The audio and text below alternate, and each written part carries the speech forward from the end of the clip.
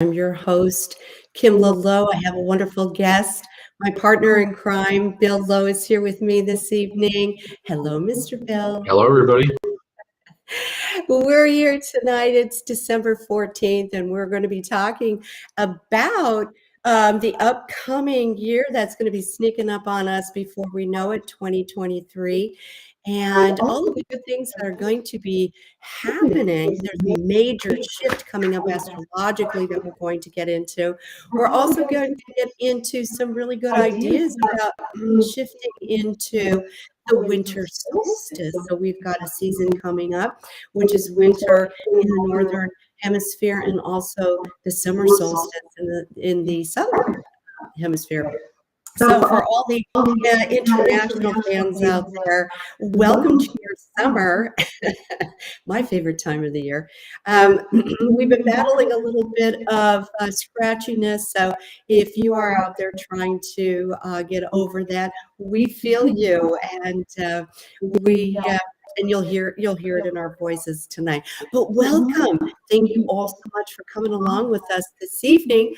I am going to be putting a link in the chat room, and the link in the chat room is for Amazon, and the Amazon link that I'm going to be putting in is a wonderful opportunity for me, and we have some news to share with you, and that is the Gaia International Alliance of 2023 has nominated me as one of their leaders, their top picks in leading humanity.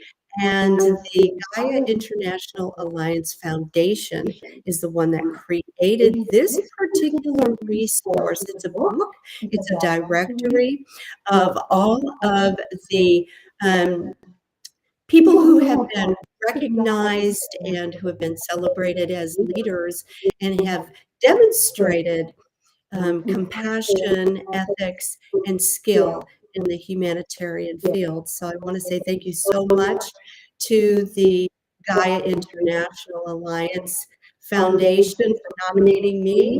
I will be in there, and if you could, for today, we have a special. You can go to Amazon.com and you can download the directory for free. All you need to do is buy it with one click. It does not cost any money at all, but that's the button that you push. And please make sure that you push the button and then go and take a look and browse around, and please give a review to this particular book, and just want you to know that this is a fantastic resource. It is an international list of all of the spiritual leaders on the planet right now, and they are being recognized for their work and in the upcoming year as well for 2023. So I want to say thank you so much for that particular honor. I'm just I'm overwhelmed and a little verklempt, to tell you the truth, that I was included in that. So thank you so much for that. So we're going to be talking a little bit tonight about what we're projecting in each and every day, what we're projecting as far as wrapping up 2022 and looking back and thinking, oh, wow, everything that we've experienced and everything that we've done, how it affects all of us. And not only that, but, some of the things I'm sure we did like that we did, and some of the things we have yet to tie our loose ends. So I know I, for one, have got a couple of projects still in the iron here. The irons are in the fire, and I'm hoping to wrap those up in 2023. I'm going to ask you, Bill, is there anything that you need to wrap up, or any loose ends, or when you look back on this year? For 2022, I don't think so. I'm kind of looking forward to 2023. I don't think there's any loose ends to wrap up in necessarily 2022. I think 2023 is a new year. It should provide new opportunities. new living experiences, new jobs, new friends, Right. Yeah. new opportunities to communicate with family. I think all those things are coming up. You hit on a couple of really good things, and that is, I'm going to take the communication and I'm going to kind of run with that one. Communication has been exalted with computers and with cell phones in the last few years, um, and we've almost developed a different type of language when we email or when we True. text, right? True. Yeah. And we've got more, some new words in our vocabulary that we've never used before, you know, um, acronyms and those kinds of things that, people just take for granted and all of that. Hello, Sheila. How are you? Thanks so much for joining us this evening. And everybody else that's coming on board, thank you so much for coming along with us. But as far as communication goes, it almost seems as though people don't really enjoy talking to each other anymore. They would rather receive an email or a text. Do you feel the same way? Yeah, I think that's very true. I think it's true, and I think we're missing an opportunity there, especially with friends and family, to do a better job of communicating with them through phone calls and visits, those kinds of things. But there's almost too much. I know my kids, all they do now is text me. So I mean, all I get are texts. I really don't get the phone calls. I don't really, and it's kind of it's different from when we all were growing up with, we talked to each other on the phone, we went to visit each other. But the text is now kind of out of control. So it's like, my kids text me and think that's good enough, but it's really not. I mean, we all can do a better job communicating and talking to people over the telephone anyway. Face to face is even better, but over the phone, we just don't seem to get there today very easily. Right.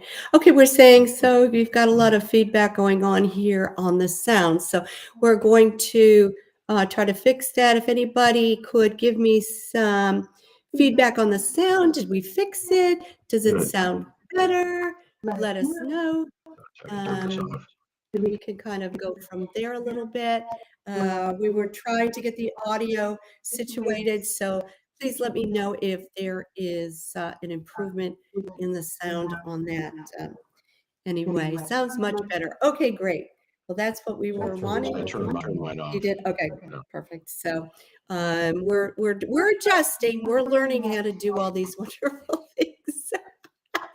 We are, slow but sure, right? I mean, that's what we're even kind of talking about. But one other thing that I wanted to bring up, and that was, improving the efforts of communication, but also improving the fact that, after we had COVID and we were in lockdown so much, and we could not really visit, and we could not really, you know, um, we could not really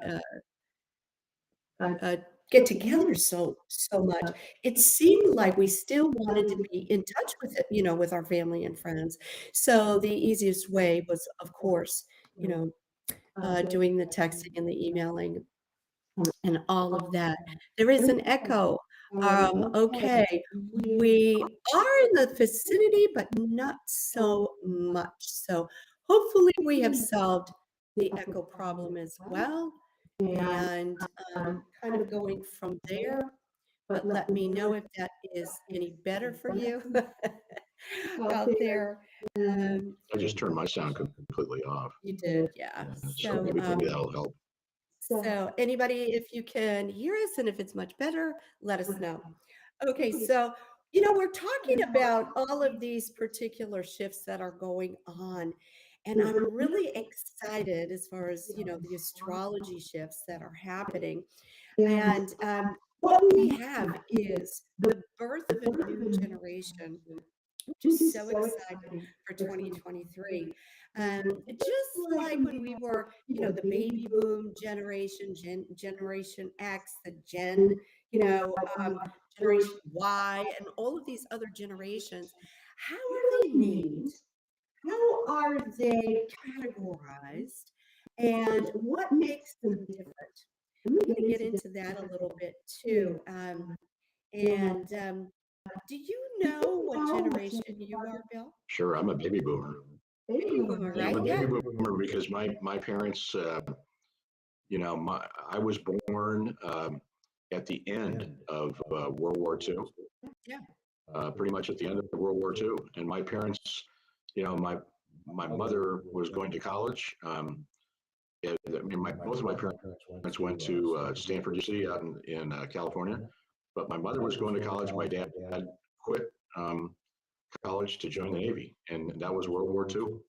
Yeah. And a lot of other guys did the same thing. I mean, they left school, they went to World War II, and then they had to come back and finish up or not, as the case might be. But my dad came back and finished up college, and then, and I was born in Palo Alto, California, and way back in 1947.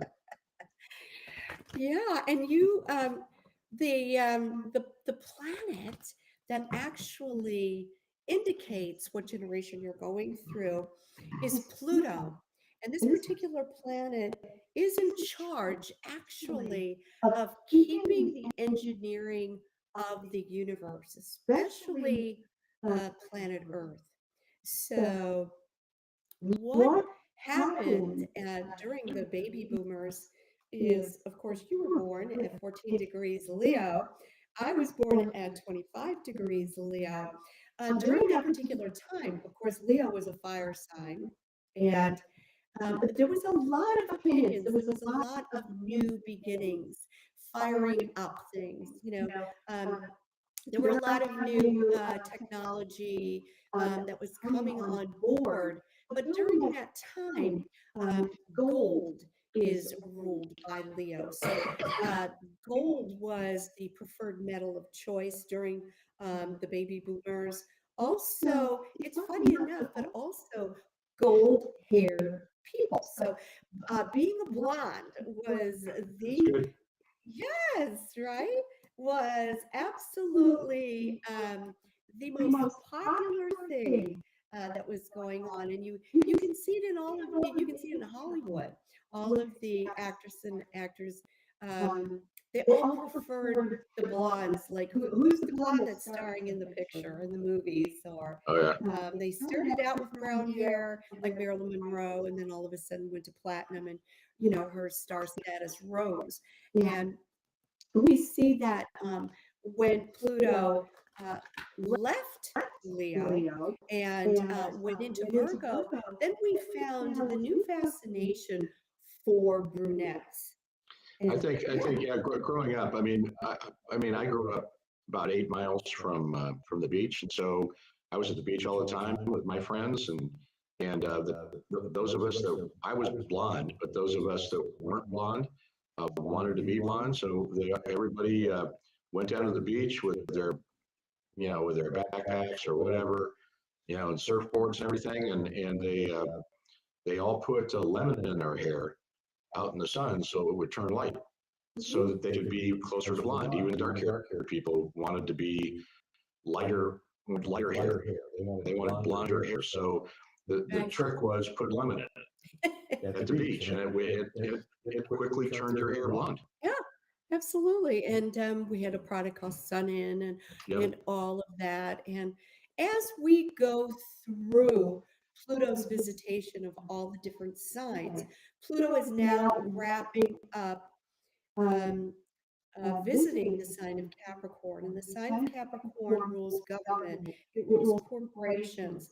This was the particular time where the corporate entity took over government, became enmeshed in government, almost to the point of way back when government and religion became immersed, and we decided we were going to separate those two. And that is exactly what we are going to be coming to the end of the marriage of corporate in government. And when we say that Pluto is just about finished in Capricorn, it is Capricorn season. We're moving into Capricorn season right now. And as of the 21st, the sun rolls into Capricorn, bringing in, oh, there's still a lot of feedback and echoing. Oh, no. Okay. Bringing in, Can you turn your volume down some? see, I've turned my volume off, so we'll see. Can you hear me now? Let's see. I have to figure out why. Echoing. Okay. Can you hear it better now? Let me see if you can hear it better now. Turn this maybe. We might have to take a break and figure it out if it's too much. But what we're going to be talking about anyway is that during 1776, Pluto was actually in Capricorn. It was the last time Pluto was in Capricorn. And who did we, what did we do? We were signing the Declaration of Independence. We were building a new country. We were stating our vision of what we wanted the new country to be. And what we, Bill is okay. Okay, it's me? Okay. Could be me. I turned my sound completely off. Yeah, it could be me. So let's see if that works. Okay, I hope that works. And I hope you can hear me. Let me know. Better for me. Let's see if that goes on. But anyway, what happened during 1776, of course, we were envisioning a new country. We were stating what we wanted to build. And that happened to take place. And that happened to be conceived at the very, very end when Pluto was in Capricorn. So when Pluto was in Capricorn, we were building a new type of government. And this is exactly the flavor, the atmosphere is what's going to be happening now. And so for everybody out there that is saying about voting or about the parties or about corporate involvement in government, we are going to go through a major overhaul. And in this particular major overhaul, we are going to be experiencing, as of March 23rd, 2023, we are going to have Pluto going into Aquarius. Now, it's kind of like I'm very, okay, my echoing is very, very bad. Okay, so I don't know what I can do there. Is that going to be better? Hopefully that's going to be better.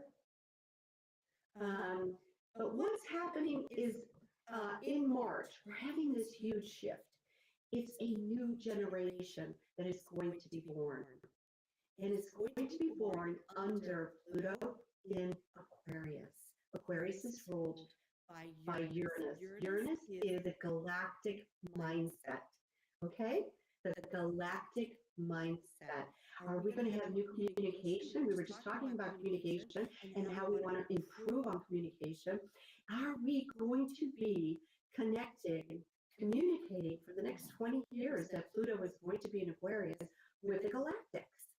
This is something that we are all excited about. We may be going to be having a first new generation of hybrid humans, of humans that now have been, the DNA has been changed to take in more light since we're in the photon belt. This is so exciting. This is like unbelievable, an unbelievable jump in humanity itself. It's almost like going from, from the Bronze Age up. It's almost going from the Neanderthal up. And this is something that is fabulous as far as understanding where we're going into the future. Now, it's just a trailer. We have Pluto is going to be leaving Capricorn, entering into Aquarius on March 23rd, 2023. And the last time this happened was 1778 to 1798. So we've got 20 years of this particular shift, which is going to, like I said, birth a new generation. Aquarians are also, they're very rebellious. They're very inventive. They're an air sign. So we may be learning how to use new energy for air travel, for space travel. We may be exploring things we have never, ever experienced before. And that could be using of wormholes, using different dimensions. We have this wonderful birthing in front of us. It's just a trailer. There's just going to be little snippets because it moves a little bit into Aquarius until June 11th of 2023. And then it goes back into Capricorn, and it says to Capricorn, business, government, you see, this is where we're going. How do we get there? How do we become represented galactically? Now, we have already started, right? We've already started, Bill, we've already started moving into the moon again and Mars and all of that. How do you feel about all that exploration? I think it's great. I think, going back to the moon is great. I think trying to figure out how to land human beings on Mars is great. I think, it'll be interesting to see what's there, especially on Mars. Undoubtedly, there's life on Mars, I believe. I don't know what kind, but they've already said there's water on Mars. There's got to be life, right? Yeah. Of some kind. There's been expeditions going to Mars for a very, very long time. And the history of Mars was that it was taken out in a nuclear war. And so we have a lot of fallout on the surface of Mars. And most survivors, whether they are some type of a species or some type of galactics or any type of society, has moved underground from that. And the signs that are coming back from that is we're learning so much about the surface of Mars and the consequences that a planet can suffer through a nuclear decision. And that's something that I think we really need to go back and to kind of look. When Pluto goes back into a retrograde force, we go back and we see, oh wow, look what's happened. Pluto rules regeneration. Pluto rules atomic bombs and atomic energy. It rules death and rebirth. It rules this transformational energy that Pluto is in charge of engineering the universe and taking out, dismantling things that have run its course, things that have expired, things that are no longer needed in the universe, and to bring about or birth a new type of energy coming up into a new dimensional frequency. Sheila says, yes, I remember my brother telling me in 1969 that there was plant life on Mars. He worked for NASA, and later they released it into the news. That's exactly right. So there are what we call regenerations happening on the surface of Mars, and we want to see how that is going. We are going to be getting the truths about our galactic background, our heritage. and we are going to be finding out all of that. We have had Saturn, the planet of limitations, going through Pisces, going through Aquarius, putting the lockdown into place. We've also had Jupiter, Jupiter going into Aquarius. Now, Jupiter has gone into Pisces, and now it is also, as the shift comes up, it is now also going to be going into Aries. It's starting something new. Absolutely, starting something new. So, in that particular realm, when we've got Jupiter, the expanding planet, we are going to start, I want to say, new exploring, new leap of faith. We are going to go through dimensions. We are going to be doing amazing experimental um, projects that have to do with humanity. And I want to say saving humanity, because Aquarius is what's good for the group is good for me. We, the people, keep that in mind when we were writing the Constitution in 1776. We were projecting onto the future, onto Pluto going into Aquarius. So, in what ways can we project ways that humanity can take a step forward?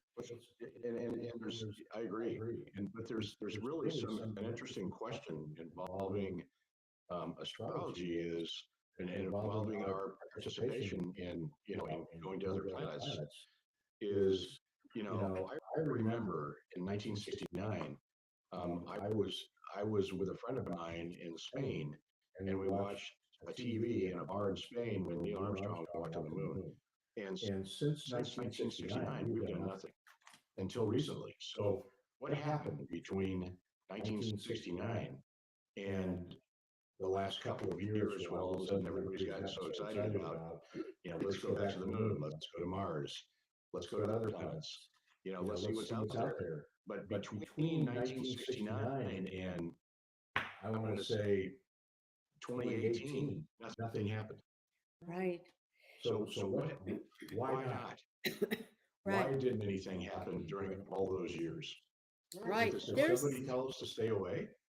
Well, that is such a good question. And talking about staying away, um, when we take the responsibility of leaving our planet and going and exploring other types of energy use, whether it's nuclear or they're talking about nuclear fusion right now, or whether it is using different types of fuel and different types of innovations for space travel. There's a responsibility that comes with that.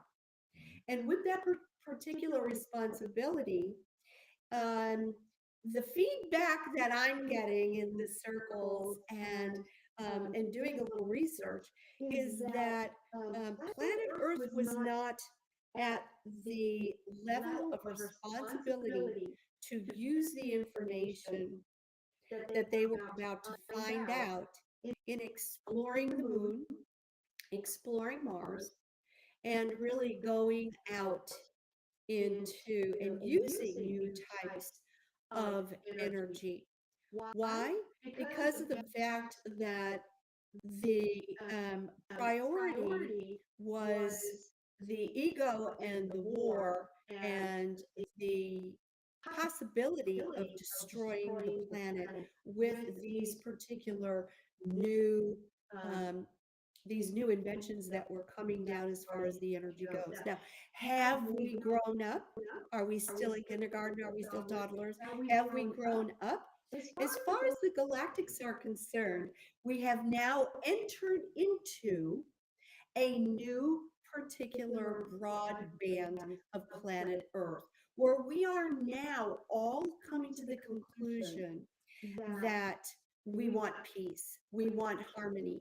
It is now at the point that we are willing to do whatever it takes to eliminate the force or the particular people who are, or let's just say, the energies, the entities that are working against that for planet Earth. Because the control situation for keeping us at a specific level where we would not be responsible for what has been involved in the new energies and the new ideas and the brilliant ways of getting through space. It deemed, the Galactic Council deemed that there was so much work to do raising the consciousness of humanity to get us to that point. So this is what the next generation is going to be doing. This particular next generation is going to be the bridge of consciousness for humanity. Isn't that exciting? Exciting. I think so. I really do. And like I said, along with that, we have to prioritize, what we are going to be responsible for as far as bringing AI into the picture, and how much of that is incorporated into the pureness of humanity and the DNA of that. We form a new generation of AI. What do you think? I think that the next generation will be the space boomers. Space boomers, I kind of like that. So instead of the baby boomers, they're soon to all fade away. But we're all getting older. But the space boomers will be the next generation, and they're gonna all have the opportunity to go into space. Right. Go to the moon, go to Mars, go to other planets. I think that's entirely possible. I think you're right, because, you know, right now, this is an exciting time, because right now, we're at December 14th, but December 20, from the 19th to the 23rd, we have an alignment happening galactically for the name of the show, the 27th degree. From the 21st degree to the 27th degree of Sagittarius. That is the highway. That is the opening of new information coming from the universe. And it's going to be flowing directly in.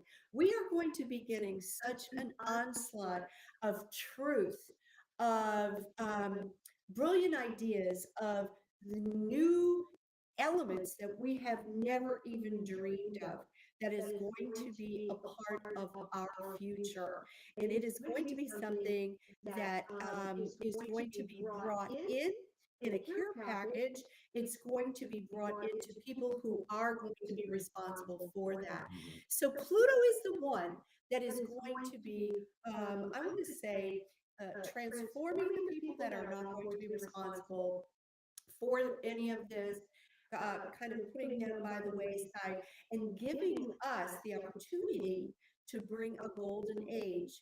Now, it's been said in the Bible, it's been said many, many, many times in the tablets, in the scrolls, that during this particular age, again, where Pluto is going to revisit Aquarius, that this would be the beginning and the setup and the invitation for 1,000 years of peace and harmony, the golden time on planet Earth. And each and every one of us is contracted to be on planet Earth at this particular time to make sure that whatever we do on a daily basis lends itself to bringing in this particular golden age of planet Earth that is supposed to be 1,000 years. So, maybe it's the Jetson, generation that's coming on board, that's going to be living or taking advantage of this wonderful. Everybody that I talk to, and this is funny, but I want to ask you, Joe, if you had a chance to reincarnate on planet Earth again after you pass away in this lifetime, would you sign up again? You mean as a human Yeah, being? Sure, sure, you would. sure. Okay, there you go. Either I sign up as a human being or a dog.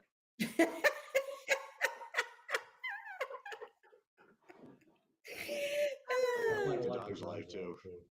It's a dog's life. Yeah, right. Everybody treats their dogs so well. That's hilarious. How about you out there? Would you sign up to come back? Or would you have stipulations that, you fought so hard to get the golden age on planet Earth? Would you like to have a piece of it? My hand would be in the air. I mean, as long as there aren't going to be any wars and we could experience peace and understanding, right? I mean, we've experienced what wars are.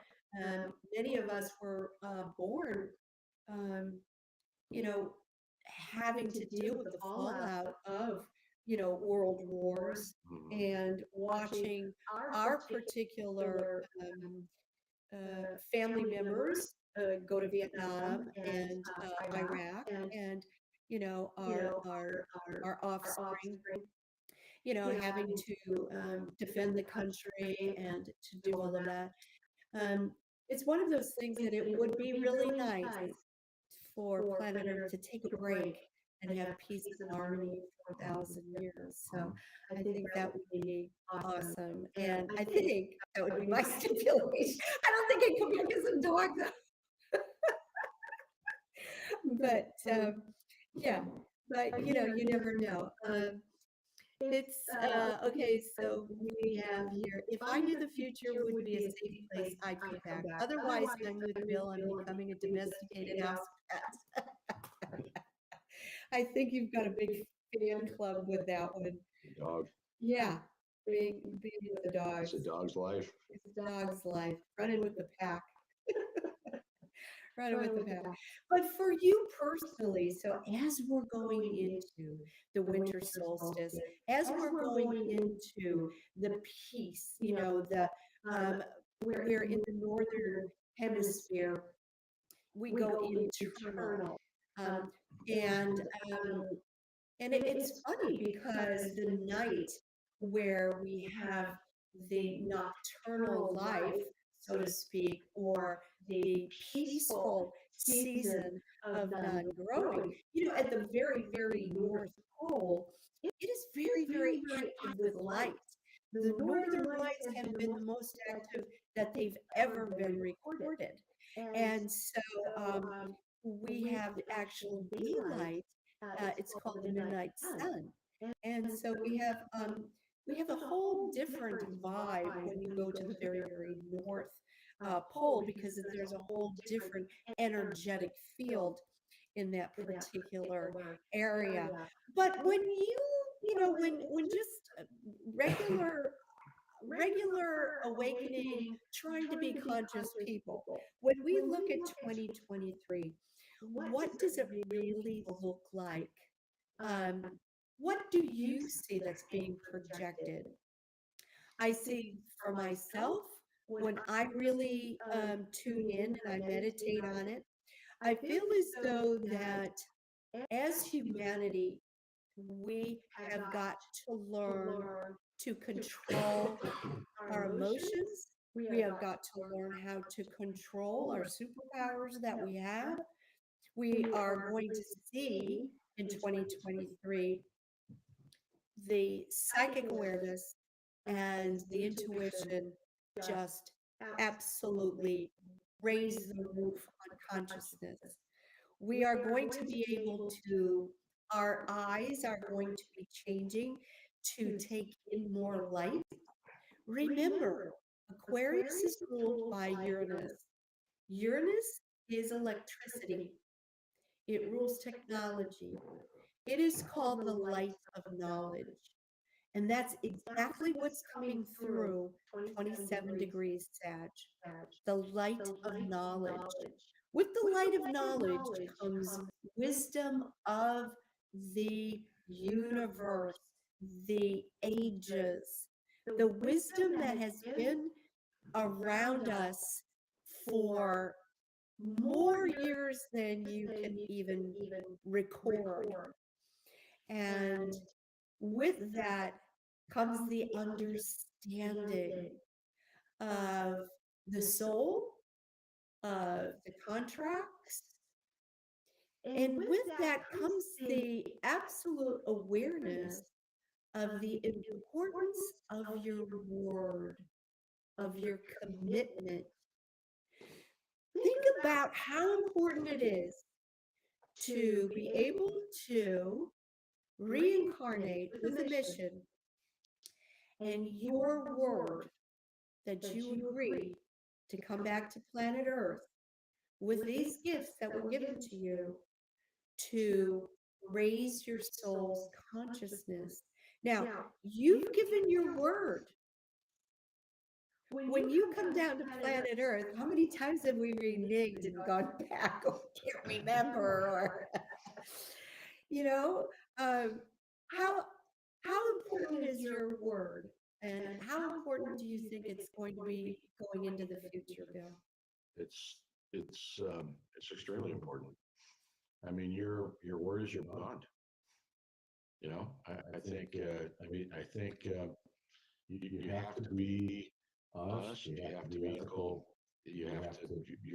People have to trust you. You know, they have to trust that you're going to do what you say you're going to do. And you're so that's commitment. I mean, and you need to make sure that you follow through with that. It's extremely important. Right. And important in life and important in business as well. Right.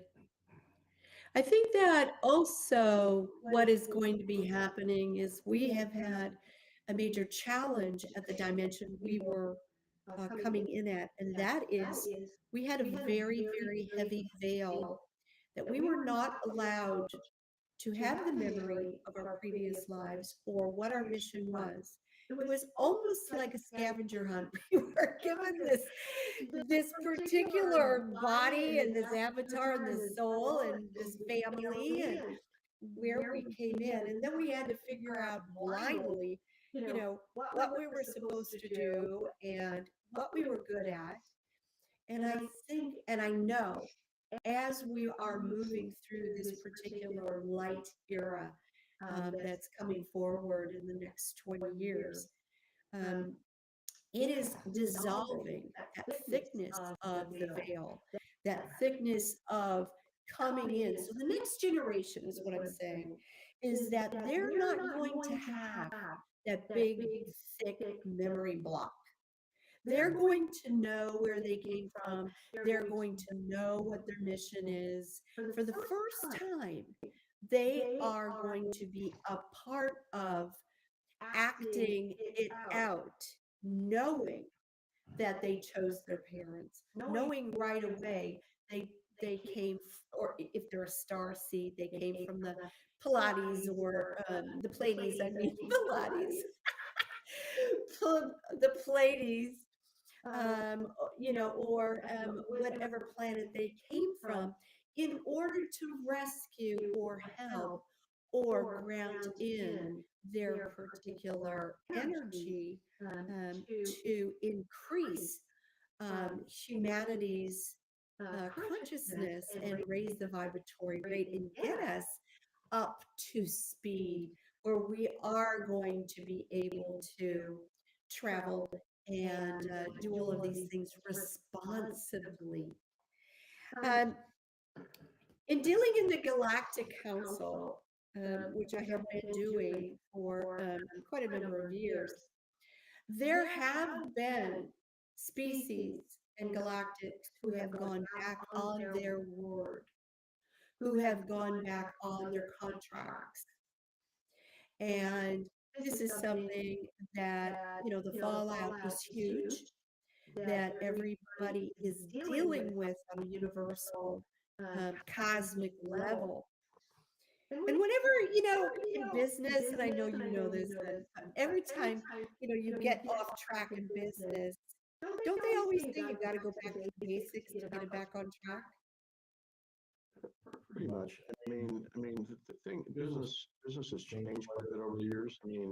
When I first started out in business as a commodity trader for Cargill, there were no contracts. There were verbal contracts. There were no written contracts. So you got on the telephone, you traded soybeans, you traded soybean meal, you traded soybean oil, and it was all done verbally, and there was no written contracts at all. Right. So your word, you traded 100,000 bushels of soybeans for $6 a bushel. That was the kind of verbal contract, and you were expected to fulfill that contract. And so your word was your bond. No written contracts, no contract confirmations, no nothing. Right. Just a verbal contract over the telephone. Now, do people write those sometimes? Sure. Sometimes if they made a contract, if a farmer sold you soybeans for $6 a bushel and the market went to $14 a bushel, some of those farmers would try to get out of their contracts. Yeah. Even though it was a legitimate verbal contract. And the bottom line is, when somebody did that to you and reneged on their contract, then you no longer did business with them again. Right. Pure and simple. Right. That was the end of the story. Okay, I guess I'm not going to be buying any more soybeans from you anymore. So they lost the market. Right. For their soybeans. So it worked really, really well. I have to say, it worked really, really well. Another business opportunity like that was working with the McDonald's Corporation, because with McDonald's there was no contracts. There was no contracts. Mhm. You were going to supply liquid eggs, or you were going to supply vegetable oil, or you were going to supply beef or chicken to McDonald's. There's no written contract. You just made an agreement that you were going to supply whatever they needed, in a certain area of the country or a certain area of the world. And end of story. And if you didn't do that, then you were no longer a McDonald's supplier. Right. Right. And that's what I'm talking about getting back to basics. Yeah. Now, of course, we've got the electronic emails and the electronic contracts and things like that into play. But even if you just go back, let's just go back like 200 years. Yep. And even the American Indian, when you gave their word, that was it. Yep. You gave their word, and that was what was so, I want to say at the root of the loss of their particular race was that the white man went against went against the treaties. And there are, as above, so below. There are galactic treaties that have not been upheld. And that is something that needs to be reckoned with. And as humanity leaving Earth, going and exploring and doing all of these things, you've got to get back to basics. You got to know that we're going to uphold what we say we're going to do, and not just come out of the box, not keeping our word or keeping our treaties. And that's something that is going to reflect on on the safety of humanity. Just something as simple as keeping your word. So you think your voice, and you think your thoughts, and your ideas, and your opinions, and what you will do and what you are not willing to do. You don't think that carries so much weight. But if you're talking about, in a galactic manner, can you imagine how important that really is, to keep your word? So I think going forward and projecting into 2023, the awareness of commitment, the awareness of your word, if you cannot give your word, or if you aren't sure about your commitment, don't give your word.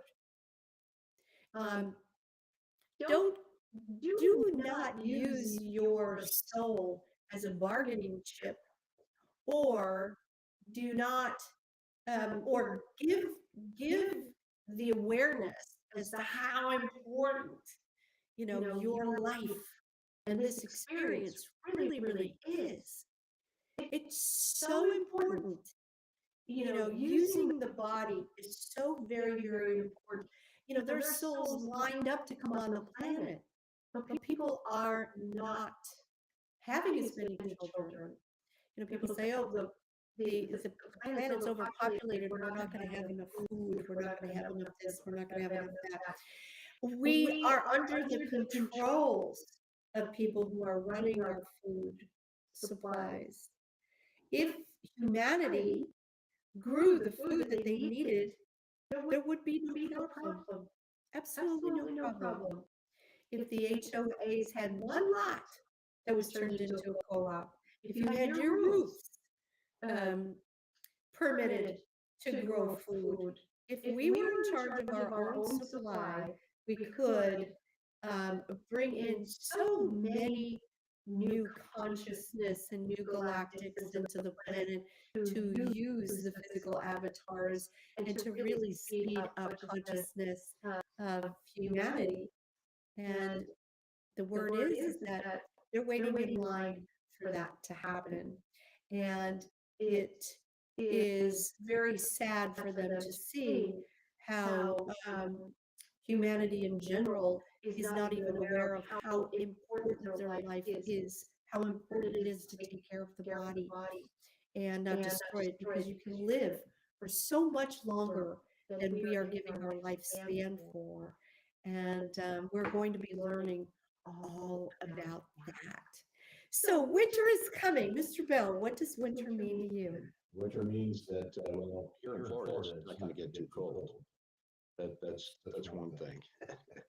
But winter is, I've always liked winter. I mean, it's, I've always, lived in the Midwest and areas in the country where there was a change of seasons. And I thought, winter was kind of a time to get, I mean, it was a time to basically be inside more. It was a time to kind of reflect on maybe your goals and your vision in life. And it was a time to get closer to friends and family. It was a time for a lot of things. But, because it was cold, there was not much else you could do besides some of the winter activities you did in those areas of the country, like cross-country skiing, snow skiing, ice skating.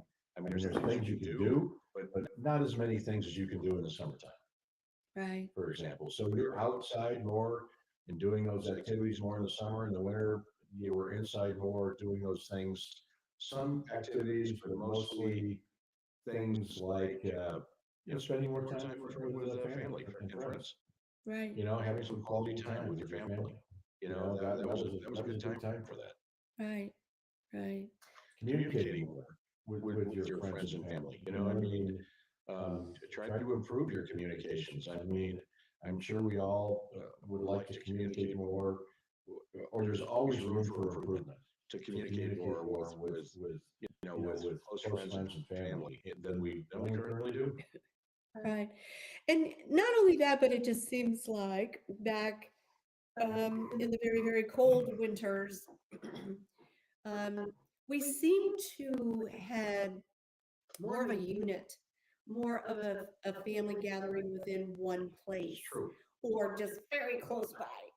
Whereas now it seems like everybody's so scattered because of the job opportunities, number one, but also because of just people desiring to live somewhere. And but I do think it's very important that you love where you live. And for 2023, if it is to be around family, not all family members get along. That's true. That's true. Yeah, not all family members get along, but it seemed to be that the family had a profession or a job or a mission of service to humanity that they passed down in the family to the children, whether they were the tailors and they were the homemakers, or they sewed, or they grew textiles so that they could supply the people to make the clothing and things like that. It was the village outlook, the village concept, and I think as we're going into the next generation, we are going to learn how to make a unit, but also how to be in another place at another time. So we are going to be, for the first time, experiencing that close family unit, and yet also be experiencing another space and time. Are you ready for that? Sure. Yeah? Oh, yeah. Why not? No, I just think it's, a lot of people are really committed to keep their family close together. Yeah. In the USA and around the world, I'm sure a lot of people aren't, and so their families are separated by quite a bit of distance. It's really tough to do a great job communicating when your family, or visiting when your family is across the country. And you're having to, and that's a long way, and it makes it tougher. A lot of families I'm familiar with, they wouldn't move away from the city that they grew up in and the city they live in. They want to be close to their parents. The kids want to be close to the other kids. Mhm. They want to stay together, and there's a lot of that. There's also a lot of families that are separated by quite a bit of distance. Some Right. live in different parts of the world. Yeah. And Yeah, and I think that's also being the fact that the children wanted to go off to university and study something that then they perhaps, get a job, and then they wasn't in the moved, and family, yep. or didn't want to continue what the family was known for, and so perhaps now we're going to do a whole turn of events and get back to doing that, especially if you can be traveling within seconds, from here from point A to point B. And I think that would be, something that would solve that, where you could really kind of keep that unit together. I see we have a comment that said, I was raised in the day of the handshake, and word were the ticket. That's right. The word was very, very important. So we're ending the show. It just goes by so fast. But when you're projecting, Bill, and you're projecting on some, main topic for 2023, is there something that you feel in your heart you want to share that you could feel is coming up for, for everyone in the upcoming year? I just think do what makes you happy. I think if you want to change jobs that makes you happy. If you want to move somewhere different to experience a different environment, then do it. If that makes you happy. If you want to be close to family, and your family lives in Minneapolis, Minnesota, and you want to move back to Minneapolis, Minnesota, then do it. It's really everybody needs to make their own decisions when it comes to that. We're staying in Florida ourselves. We like it here. We're not close to any of our family, by the way, here, but we like living in Florida, and they do come to see us because it's a nice place to visit, and from time to time. But I think do what makes you happy in 2023, whatever that might be. I think that's really important. Right, right. I think that is very important. Love where you live, and also be of service. Mhm. Humanity is going to be the buzzword, and it's going to be a bond of human nature that is going to come about and really going to take over the priority of business, government, technology. We are going to be putting humanity first.